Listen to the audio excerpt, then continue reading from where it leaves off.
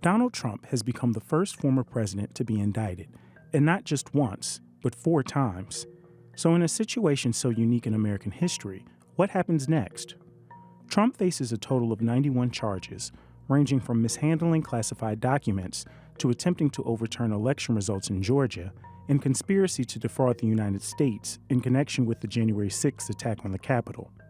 Trump faces potential jail time if convicted in any of these cases.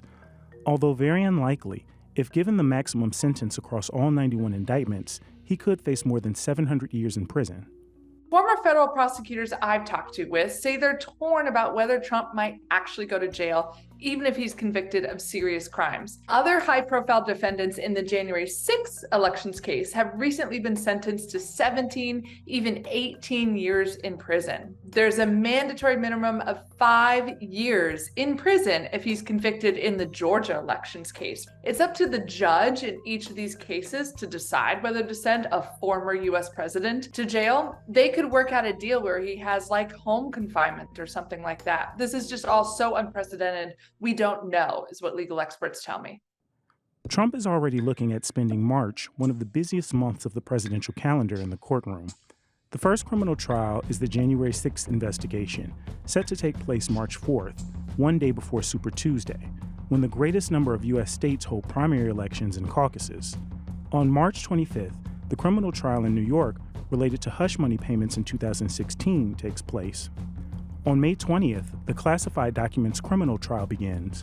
If you're running for a Republican for president, March is when you want to be on the campaign trail. That's when the primary contests that will decide who's the nominee really get going. 30 states and territories about have their primaries or caucuses in that month. So what this means for him is that he can't campaign in a traditional sense, and he's going to have to make his presidential campaign about his criminal trials. It's a grievance politics like perhaps we've never seen on the national stage.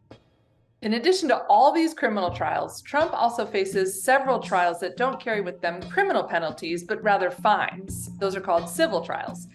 On January 15th, the E. Jean Carroll civil defamation trial begins, the same day as the Iowa caucuses.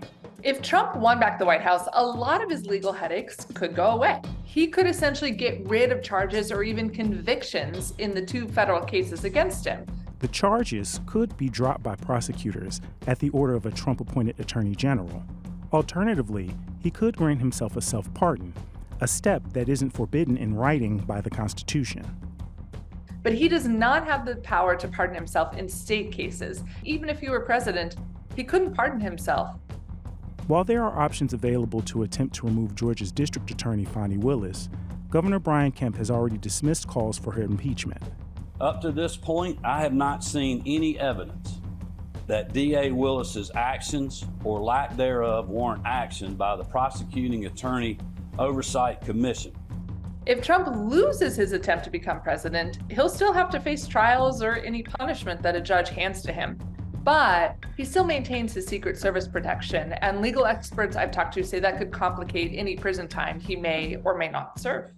Judge Scott McAfee of the Fulton County Superior Court has given the green light for live streaming of all hearings and trials related to the Georgia 2020 election case. There will also be pool coverage for TV and photography.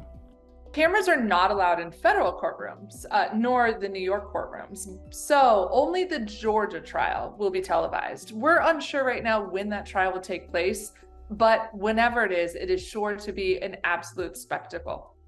Although the trials in Georgia will be televised, it's unknown whether Trump would testify in his own defense, though he says he plans to. So if you have to go to trial, will you testify in your own defense? Oh, yes, absolutely. You'll take the stand. That I look forward to. We don't know when any of these cases will be decided. We're only just now getting trial dates set. But it's a high likelihood that at least some of them will be decided before the presidential election in November, and possibly before Republicans officially pick their nominee for president in July. Trump has responded to these charges the way he always does when accused of wrongdoing, with absolute denial. He insists he's done nothing wrong. But polls show that even a majority of Republicans think he did something wrong, even if they don't think he should go to jail for it. This is ultimately going to be up to 12 people in each case, 12 members of the jury, to decide. And again, all 12 have to decide he's guilty in order to convict him of a crime.